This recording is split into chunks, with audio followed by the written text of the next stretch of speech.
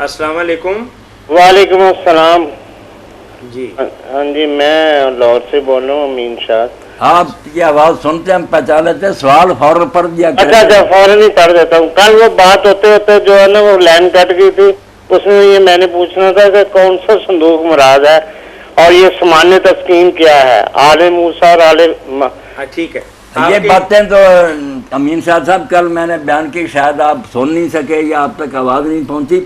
میں نے کہا تھا کہ اللہ تعالیٰ کے حکم سے حضرت موسیٰ علیہ السلام نے ایک تابوت بنوایا تھا.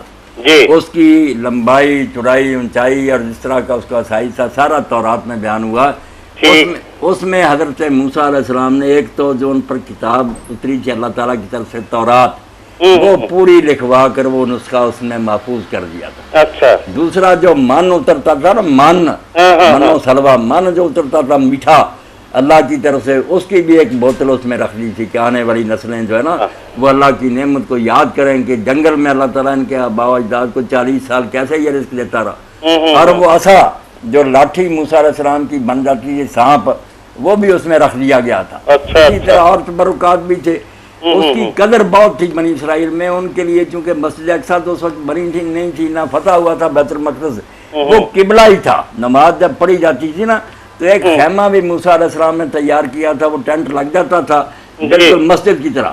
اور اس کا اگلا حصہ جو ہے اس کو پاک ترین مقام کہتے تھے، قدس الاقداس. اس کے آگے پردے لٹکتے رہتے تھے، اس کے اندر پڑا ہوتا تھا محراب کے اندر.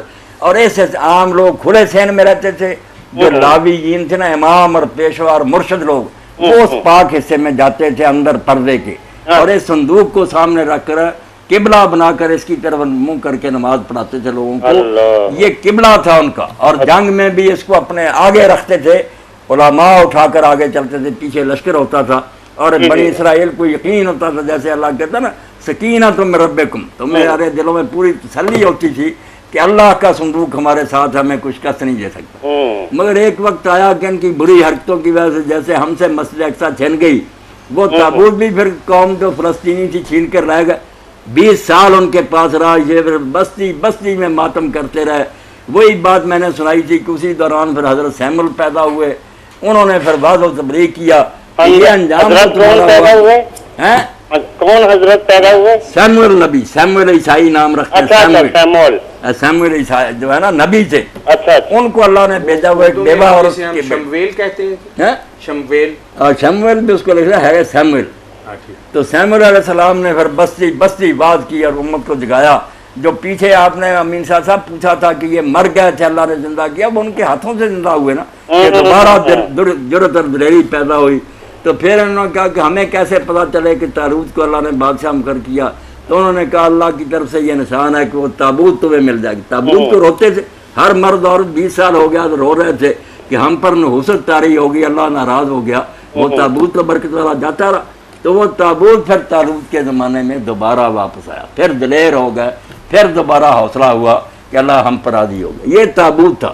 اب وہ تابوت بھی بخت نصر کے حملہ میں گم ہو گیا.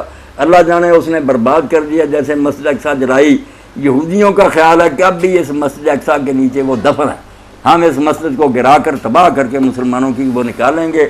اور ہیکل سلیمانی جو سلیمان علیہ السلام کی عبادتگاہ تھی اسی طرح شان و شوکت سے بنائیں گے، تابوت بھی وہاں رکھیں گے. وہ یہ سمجھتے ہیں. جی. السلام